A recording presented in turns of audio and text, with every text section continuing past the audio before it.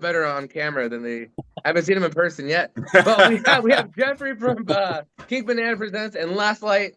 We have Mike from Last Light Presents. What is up, guys? What's How much? up? What's going on? Dude, a lot, man. It's a Thursday. It's Metal Thursdays right before Friday, dude. I'm prepping for this long voyage. I'm going to Portland Saturday for an amazing event that you guys are promoting, which is the Wacken Battle, which is I've been following this festival for the last 25 years. This festival for me is like it's like the mecca of the meccas, just for like the tradition, you know.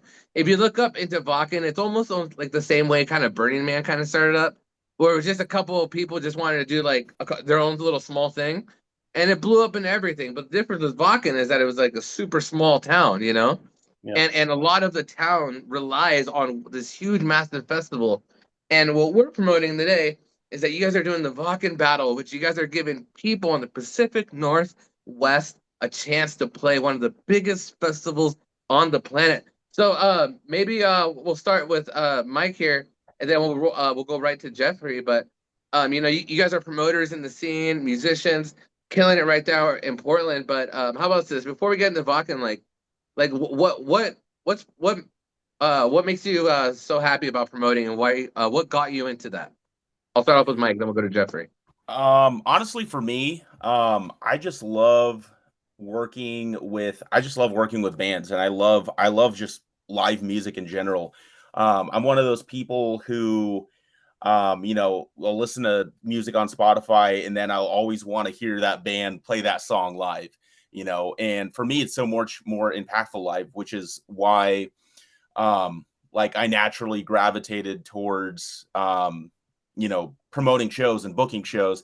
And honestly, I owe all that to Jeff with King Banana because, years ago, I was just some random guy in a band who walked up to him after a show and he was just like, "Hey, I want to learn how to book shows. I want to learn how to do what you do," kind of thing. Um, and so since then, I've learned a ton from Jeff. And one of the biggest things I learned that Jeff always just kept pushing is how important the local scene is, how important local bands are, how important the local community is. Like, working with national touring bands, that's really cool too. Like, don't get me wrong, that's awesome. Um, but being able to work with local bands and in a way kind of help them get to where they need to be or where they want to be, ultimately, is a huge deal. And that's what the Wacken Metal Battle is all about, because it's giving bands, you can't be a signed band, you can't be a band that's like out there on the national touring circuit. um, you know it's giving bands an opportunity to get out there on the national and even international level, which I think is amazing. And being able to be in a position to give bands that opportunity, is really rewarding, honestly, because it's one of those things that, Jeff actually gave to my band when we first started out, to hit the scene and, play all those cool shows, open for all the national headliners. So to be able to turn around and kind of give back, is a huge deal to me. And that's why I enjoy it so much. Dude, I love it. I love it. Same question to you, Jeff. And dude, Jeff, I've been seeing your shows for so long now, dude. I honestly didn't know how you look like. So when I got that picture for the flyer and it was you doing, hey, there was a thumbs up there, but I erased it. It was like some Photoshop. But Yeah. but but I found that one. I kept I almost had to be a stalker with you for a second, and I was I, like, who is this guy? that's why I think I laughed at the post because of the picture, not because of the interview. So I wanted to Oh, make it's that all. Oh, clear. hey, you can laugh at both, dude. This is what we fight for, free country. Yeah. But Yeah, I'll try not to get too long-winded, but yeah, I started a long time ago, 2000, and prior to that, but just I moved here from Spokane, and at the time there was no music in Spokane. I mean, Coliseum stuff, but there was not a lot going on there. And I loved music. I mean, that was like my life, skating and music. And I just moved here, and there was such a wealth of it. I mean, it was everywhere. Talent was everywhere, and I just started going, and I got into it because I love music and I wanted to do all ages shows. That was a big thing, and I did that up until a few years ago because it got so it's really hard to do right now. Very Mhm. expensive, very expensive. Mhm. But that was what got me going, and I'd love to get back to it. But yeah, just helping bands and people and the love of music, man. I mean, that's what drives me. So. Dude, like how do you manage it doing like on a high level all the time with you know, because I'm sure like I've done my little taste of promoting, but like there's so much more logistics and contracts once you start Yeah. reaching up into these labels and all that. What do you think was your biggest learning curve you had to learn to hit that next level? Because you're doing bigger shows after bigger shows, and with that also comes pressure with scheduling and also Yep. being in a and also like I wouldn't know being in like Portland and that whole area. It's like there's always competitive shows going on everywhere. Hmm. Yep. How do you manage all that? Like, what was the biggest thing you think you had to learn? That's hard, man.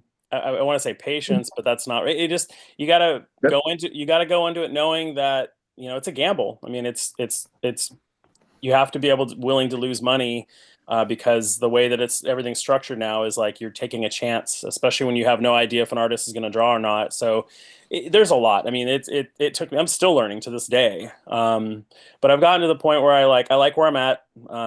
I've been offered some stuff that's much bigger. But I just kind of don't like. I don't want to go into that realm. I like where I'm at. I like developing artists that are younger, treating them right and watching them grow. That's like something that really means a lot to me is helping those smaller bands, and helping develop.